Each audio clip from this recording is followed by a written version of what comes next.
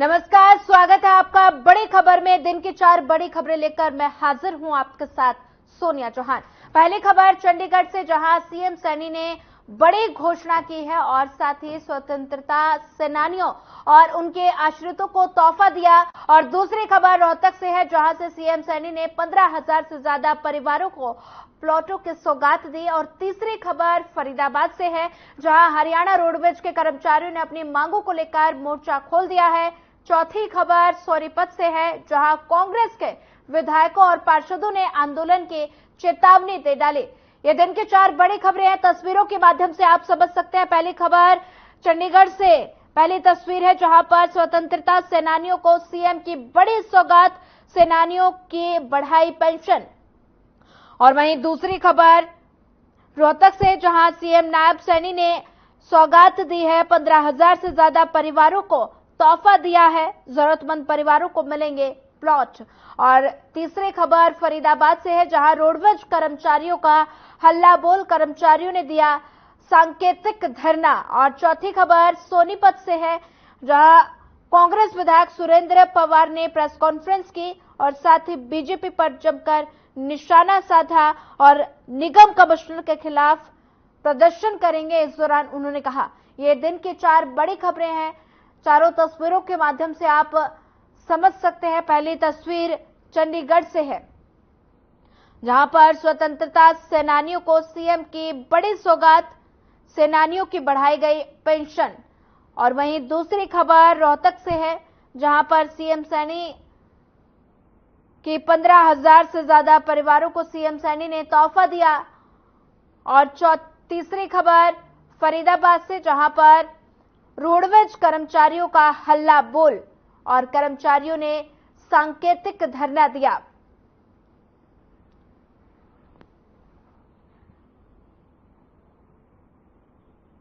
चलिए रुक कर दे पहली खबर का। पहली खबर पंचकूला से है, जहां मुख्यमंत्री नायब सिंह सैनी ने बड़ी घोषणा की है और साथ ही उन्होंने स्वतंत्रता सेनानियों और उनके आश्रितों की पेंशन 25,000 से बढ़ाकर 40,000 की है। और साथ ही आपातकाल के सेनानियों की भी पेंशन बढ़ाई गई। और बता दें कि 1 जुलाई से आपातकाल सेनानियों की पेंशन 10,000 से बढ़ाकर 20,000 कर दी गई। और हिंदी आंदोलनकारियों की भी पेंशन 1 जुलाई से 20,000 की जाएगी। और इसके साथ ही संत कबीर कुटीर में राजपूत समाज के प्रतिनिधियों ने मुख्यमंत्री नायब सिंह से मुलाकात की और साथ ही इस दौरान उन्होंने कार्यक्रम में मुख्यमंत्री नायब सिंह के संबोधित किया। और साथ ही नायब सैनी ने संबोधित किया और कहा कि राजपूत समाज ने हमेशा राष्ट्रहित में प्रधानमंत्री नरेंद्र मोदी का साथ दिया है। देख सकते हैं तस्वीरें चंडीगढ़ से है, जहां पर मुख्यमंत्री नायब सिंह सैनी ने बड़ी घोषणा की है, जिसमें उन्होंने स्वतंत्रता सेनानियों और उनके आश्रितों की पेंशन 25,000 से बढ़ाकर 40,000 की है। साथ ही आपातकाल के सेनानियों की भी पेंशन बढ़ाई गई।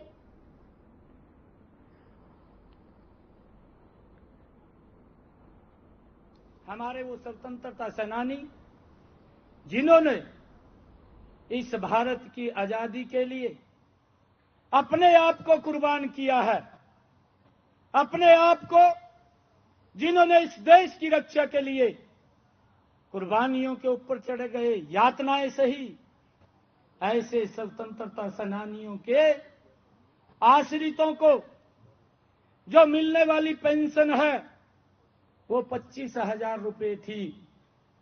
आज आपके बीच में मैं ये घोषणा करता हूं कि उन स्वतंत्रता सेनानियों को और उनके आश्रितों को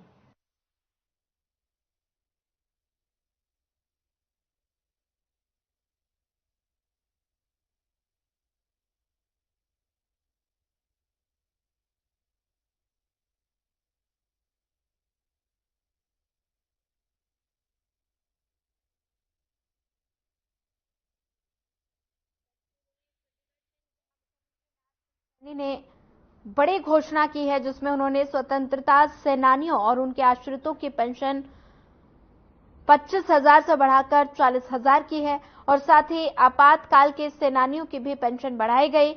और साथ ही बता दें कि 1 जुलाई से आपातकाल सेनानियों की पेंशन 10,000 से बढ़ाकर 20,000 कर दी गई है और हिंदी आंदोलनकारी को भी पेंशन 1 जुलाई से 20,000 की जाएगी।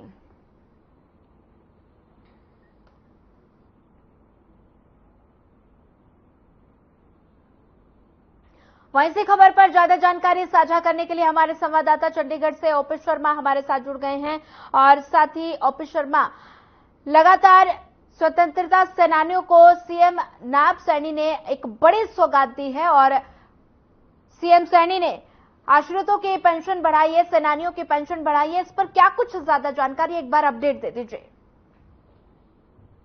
से लोकसभा चुनाव में 5 सीटें जो है वो कांग्रेस जीतने में कामयाब रही। फिर भारतीय जनता पार्टी 2019 के मुकाबले 10 से 5% बढ़ गई थी। तो उसके बाद से हरियाणा में जो सरकार है वो ताबड़तोड़ नई घोषणा कर रही है। शायद ही कोई ऐसा वर्ग है जिसको अगले आने वाले जो है वो 90 दिन में किसी तरह की कोई राहत ना दी जाए। तो इसी कड़ी में कहीं ना कहीं जो हरियाणा सरकार है, मुख्यमंत्री नायब सैनी, उन्होंने ये घोषणा करी है जो स्वतंत्रता सेनानी थे जिनकी पेंशन 25,000 थी उसको बढ़ाकर 40 कर दिया। वहीं हिंदी आंदोलन और जो आपातकाल के जो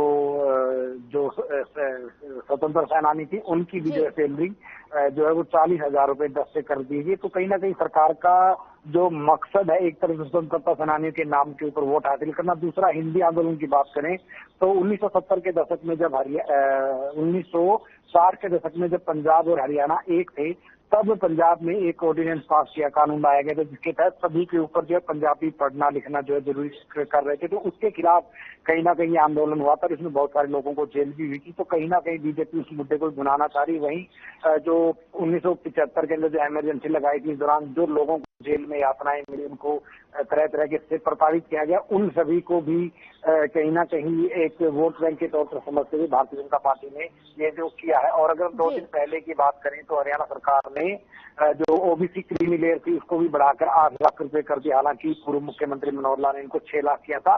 तो आने वाले टाइम में हमें इस तरह की और भी जो है घोषणाएं अगले 80 दिन के आसपास जो चुनाव की आचार संहिता लगने वाली है उसको देखते हुए आने वाले टाइम में सर बीजेपी चाहेगी कि हर वर्ग को किसी भी तरीके से जो है वो सहारा जाए और बहुत सारी गारंटियां भी अगर दे दी जाए तो इसमें भी कोई असर नहीं होगा। जी बिल्कुल ओपी, हरियाणा के मुख्यमंत्री सीएम सैनी ने सेनानियों को बड़ी सौगात दी है और ऐसे में स्वतंत्रता सेनानियों की पेंशन बढ़ाई है और सेनानियों में कितनी खुशी देखने को मिल रही है। देखिए सोनिया, अगर वोट बैंक के लिहाज से माने तो स्वतंत्रता सेनानी या हिंदी आंदोलन जो पेंशन बढ़ाई गई है ये कोई बड़ा मसला नहीं है, क्योंकि 1975 के दशक में आपातकाल लगाया गया था और जो हिंदी आंदोलन चला था वो 1960 के दशक में चला था।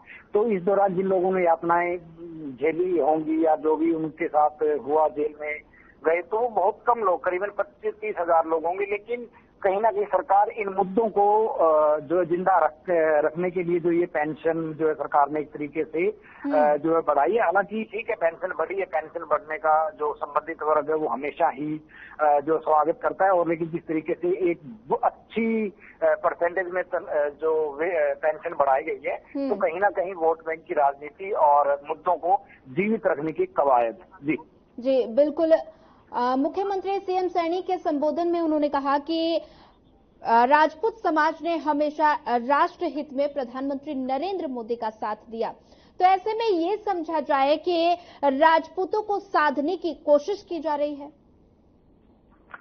देखिए सोनिया, अगर हम लोकसभा चुनाव की बात करें तो हरियाणा, उत्तर प्रदेश और पंजाब, राजस्थान के अंदर इस बार के जो चुनाव हुए थे उन चुनाव में जो है वो कहीं ना कहीं राजपूत समुदाय ने भी जो है वो एक सीटों को पर दावा किया था। लेकिन हरियाणा में राजपूत समुदाय को कोई टिकट नहीं मिली, तो जिसके चलते कहीं ना कहीं उनके अंदर जो है वो नाराजगी देखने को मिली थी और संभवतः जो है कुछ वोट जो है वो एंटी इनकम्बेंसी के चलते लोकसभा चुनाव में बीजेपी के खिलाफ भी गया था। वहीं अगर राजा मिहिर भौज का विवाद माने तो उसको लेकर भी कहीं ना कहीं राजपूत समुदाय जो बीजेपी से थोड़ा सा नाराज है, क्योंकि मिहिर भौज का जो विवाद है वो गुर्जर समाज और राजपूत समाज के बीच में। हालांकि इसको लेकर हाईकोर्ट में अभी मामला है और इससे पहले सरकार चाहती है कि किसी भी तरीके से इन वर्गों को भी जो वो साधा जा सके। तो उसी के चलते कल राजपूत समुदाय के जो है कुछ चुनिंदा बड़े नेता थे वो भी जो है मुख्यमंत्री से मिलने पहुंचे थे। जी बिल्कुल। हरियाणा के सीएम हरियाणा वासियों को लगातार सौगातें दे रहे हैं और अभी विधानसभा चुनाव को देखते हुए क्या स्वतंत्रता सेनानियों को ये पेंशन की सौगात दी गई है? देखिए, जाहिर सी बात है, चुनाव का वक्त है, हर मतलब वर्ग को साधना है, तो उसी को देखते हुए कहीं ना कहीं सरकार ने ये कदम उठाया है। जी, वरना हरियाणा में बुढ़ापा पेंशन है जो एक बड़ी तादाद है, उनकी पेंशन 3000 है, उनकी पेंशन जो बढ़ाकर कहीं ना कहीं 10,000 करने की मांग करे, लेकिन सरकार उस पेंशन को जो सरकार ने डीए से जोड़ दिया, तो हर साल जितना डीए राज्य सरकार के कर्मचारियों को मिलता है उतना ही डीए जो है पेंशन के ऊपर मिलता है। जबकि अगर हम हिंदी आंदोलन या स्वतंत्रता सेनानी या फिर आपातकाल की बात करें तो शायद 25 से 30,000 के आसपास आबादी, वहीं अगर बुढ़ापा पेंशन की बात करें तो बड़ा तबका जो है वो कहीं ना कहीं उनके साथ जो है जुड़ा हुआ है और उसी के चलते उनकी पेंशन नहीं बढ़ाई जाए, लेकिन इनकी पेंशन बढ़ाकर इन मुद्दों को कहीं ना कहीं जीवित रखना है। जी ठीक है। ओपी, विधानसभा चुनाव की अगर बात की जाए तो विधानसभा चुनाव में बीजेपी के इस दांव को कितना फायदा भारतीय जनता पार्टी को मिलेगा? क्या राजपूत वोट बैंक है वो इससे मजबूत होगा? क्या लगता है?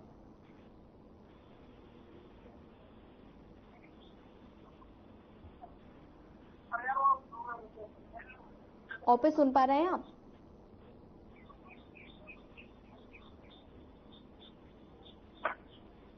ओपी शर्मा, सुन पा रहे हैं आप?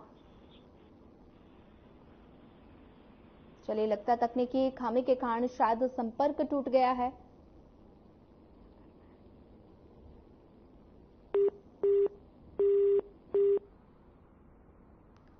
खबर पंचकुला से, जहां पर मुख्यमंत्री नायब सैनी ने बड़ी घोषणा की है, जिसमें उन्होंने स्वतंत्रता सेनानियों और उनके आश्रितों की पेंशन 25,000 से बढ़ाकर 40,000 की है और साथ ही आपातकाल के सेनानियों की भी पेंशन बढ़ाई गई। और बता दें कि 1 जुलाई से आपातकाल सेनानियों की पेंशन 10,000 से बढ़ाकर 20,000 कर दी गई है और हिंदी आंदोलनकारियों की भी पेंशन 1 जुलाई से 20,000 की जाएगी। और इसी के साथ संत कबीर कुटीर में राजपूत समाज के प्रतिनिधियों ने मुख्यमंत्री नायब सैनी से मुलाकात की। वहीं एक बार फिर हमारे संवाददाता ओपी शर्मा हमारे साथ जुड़ गए हैं। ओपी, चुनाव में बीजेपी के इस दांव को कितना फायदा भारतीय जनता पार्टी को मिलेगा? क्या राजपूत वोट बैंक जिसको साधने की कोशिश की जा रही है वो मजबूत होता दिखाई देगा? क्या लगता है? देखिए सोना, इसके बारे में जो है फिलहाल किसी तरह की भविष्यवाणी नहीं की जा सकती, क्योंकि ये एक चुनावी मसला है और चुनाव के दौरान बहुत सारे समीकरण जो है वो स्थानीय स्तर पर बनते हैं। चलो, पहले लोकसभा का चुनाव था, बड़े स्तर का चुनाव था, इस बार तो विधानसभा का चुनाव है, थोड़े से छोटे स्तर का जो चुनाव है, तो काफी गहमा गहमी और काफी जो है समीकरण बनेंगे, लेकिन जनता किसके पक्ष में जाएगी वो नतीजों से पता लगेगा। जी बिल्कुल। ओपी, लगातार हरियाणा के मुख्यमंत्री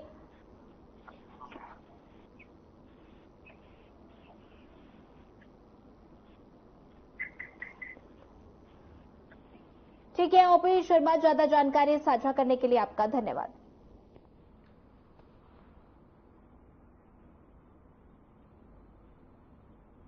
चलिए बढ़ते हैं अगली खबर की ओर। सीएम नायब सिंह सैनी ने प्रदेश के 15,000 से ज्यादा परिवारों को प्लॉटों की सौगात दी है और इस दौरान सीएम सैनी ने संबोधित करते हुए कहा कि केंद्र और लगातार आपको बता दें कि सीएम सैनी ने प्रदेश के 15,000 से ज्यादा परिवारों को प्लाटों की सौगात दी और इस दौरान सीएम सैनी ने संबोधित करते हुए कहा कि केंद्र और हरियाणा की बीजेपी सरकार गरीब और जरूरतमंद के प्रति समर्पित सरकार है।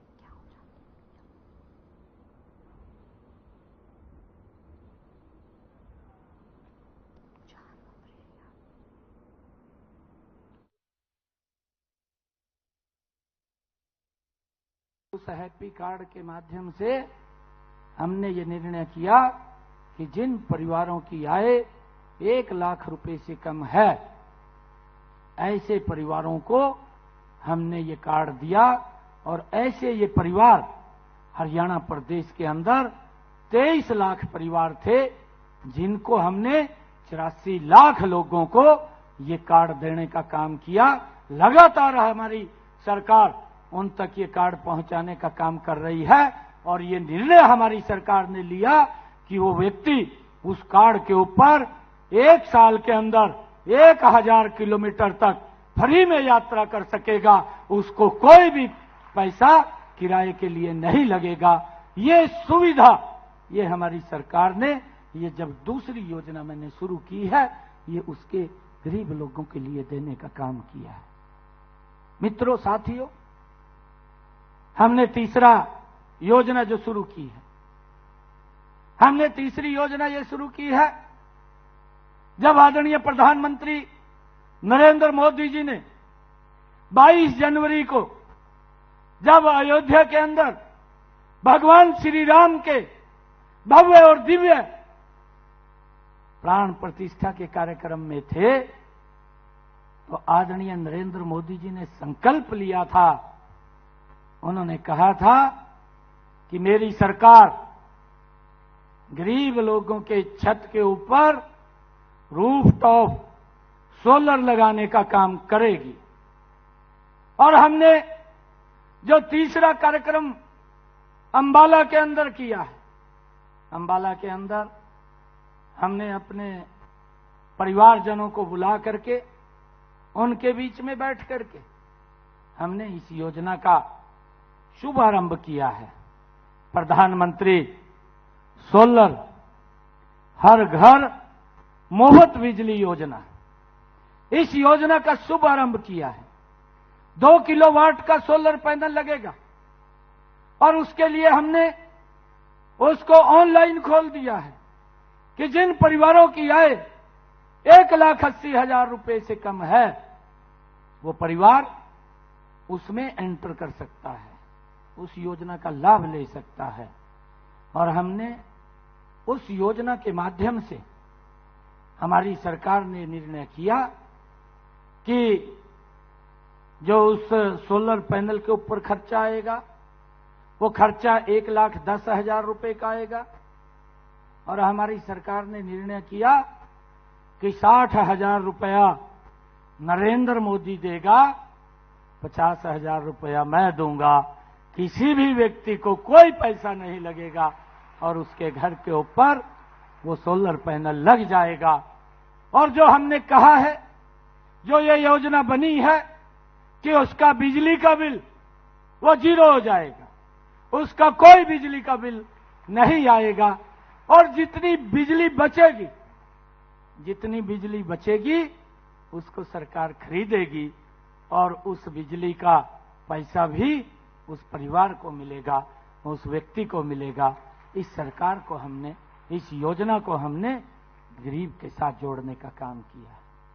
परंतु भाइयों, मुझे ये बताते हुए भी, क्योंकि आज मैं ऐसी भूमि के ऊपर हूं, ये रोहतक की ऐतिहासिक भूमि है और इस भूमि के ऊपर मेरा बचपन भी बीता है।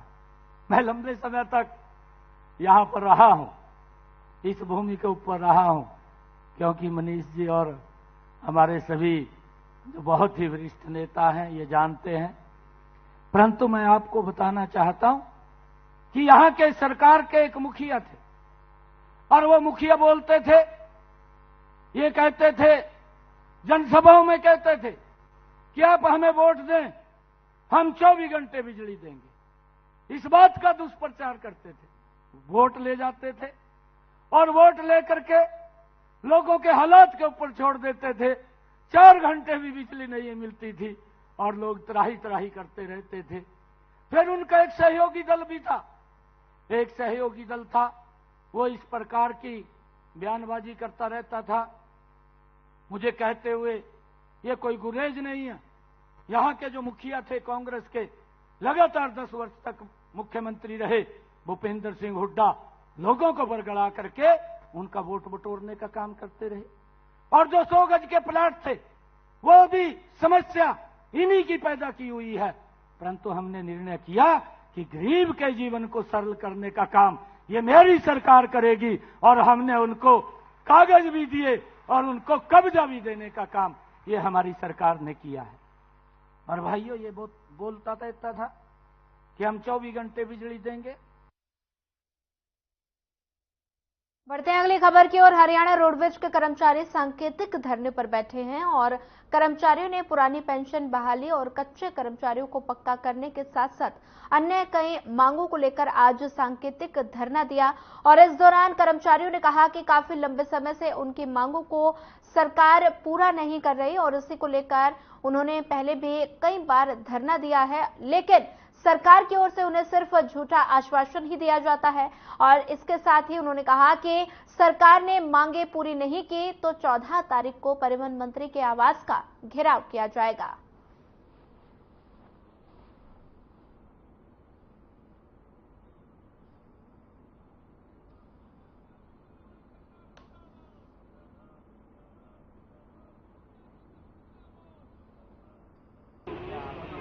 हरियाणा रोडवेज वर्कर यूनियन संबंधित सर्व कर्मचारी संघ जॉइंट सेक्रेटरी। आप धरने पर बैठे हैं, किस चीज को लेकर? पीछे 23 जून 2023 को परिवहन मंत्री और विभाग के उच्च अधिकारियों के साथ हरियाणा रोडवेज साझा मोर्चा की मीटिंग हुई, जिसमें कुछ बातों पर सहमति बनी, लेकिन सरकार के दोहरे रवैये ने कोई चिट्ठी जारी नहीं की, कोई आदेश जारी नहीं किए। इसी को देखिए, मैं हरियाणा रोडवेज फरीदाबाद डिपो का SKS यूनियन का प्रधान हूं और सब इंस्पेक्टर का पद है मेरा। विभागीय जो पद है वो सब इंस्पेक्टर का है।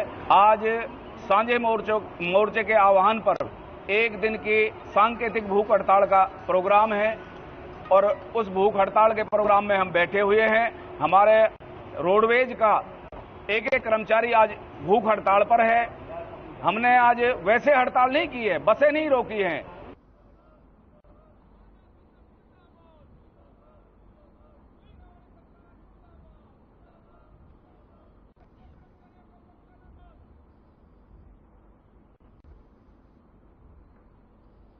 हरियाणा रोडवेज के कर्मचारी सांकेतिक धरने पर बैठे हैं। वहीं से खबर पर ज्यादा जानकारी साझा करने के लिए हमारे साथ मोनू पांचाल फरीदाबाद से संवाददाता हमारे साथ जुड़ गए हैं। मोनू, लगातार हरियाणा रोडवेज के कर्मचारी सांकेतिक धरने पर बैठे हैं, किन किन मांगों को लेकर कर्मचारियों का ये धरना प्रदर्शन है, एक बार अपडेट दे दीजिए। कर्मचारी की बात की जाए तो रोडवेज कर्मचारी जो है लगातार जो है कई बार जो है वो धरने पर यहाँ पर बैठ चुके हैं और कहीं ना कई बार जो है उन्होंने चक्का जाम कर दिया, लेकिन सरकार से जो है हर बात की जो है टेबल पर बैठ करके बात होती है और कहीं ना कहीं सुलेनामा यहाँ पर निकल के आता है। लेकिन बात की जाए तो कहीं ना कहीं सरकार जो है वो कागज कागजातों को जो है वो पूरा नहीं करती। इस तरीके के आरोप जो है वो हरियाणा के रोडवेज कर्मचारियों ने लगाया और आज भी जो है कहीं ना कहीं सांकेतिक धरना जो है वो यहाँ पर किया गया और तमाम हरियाणा में जो है सांकेतिक धरना दिया गया। तमाम कर्मचारी जो है वो धरने पर रहे। तो कहीं ना कहीं जिस तरीके से लगातार जो धरना है वो लगातार इस तरीके से चलता रहता है, लेकिन सीधा सीधा आरोप रोडवेज कर्मचारियों यानी प्रधान यूनियन के जो प्रधान है उन्होंने भी आरोप लगाया सरकार पर कि सरकार ने कई बार उनके साथ बैठ करके बातचीत की है, लेकिन बातचीत के दौरान करने के बाद जो है वो कहीं ना कहीं कागज कार्रवाई जो होनी चाहिए वो पूरी तरीके से दुरुस्त यहाँ पर नहीं की जाती। इनकी मांगे हैं कर्मचारियों को पक्का किया जाए, कच्चे कर्मचारियों को कहीं ना कहीं जो कौशल योजना रोजगार जो योजना जो है उसके तहत जो भर्ती हुए हैं उस कौशल योजना को वो रद्द किया जाए। तो तमाम चीजों को लेकर इस तरीके से यहाँ पर धरना चक्का जाम जो है वो लगातार करते रहते हैं। ठीक है मोनू, लगातार रोडवेज कर्मचारी लंबे समय से धरने पर बैठे हैं और लगातार वो काफी ज्यादा परेशान है, समस्या का समाधान नहीं हो पाया है। कब तक सरकार उनकी बातें सुनने को लिए तैयार होगी? कब तक सरकार का क्या कुछ कहना है इस पर? सरकार की कोई प्रतिक्रिया?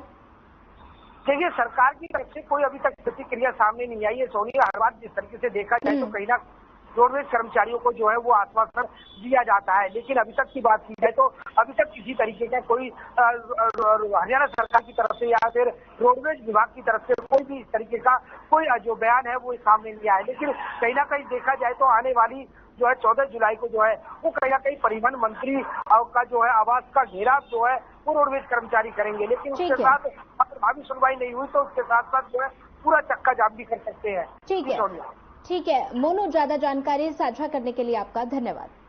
बढ़ते हैं अगली खबर की ओर। हरियाणा में विधानसभा चुनाव को लेकर सभी दल एक्टिव मोड में हैं और कांग्रेस स्थानीय मुद्दों को लेकर लगातार प्रेस कॉन्फ्रेंस आयोजित कर बीजेपी नेताओं पर निशाना साध रही है।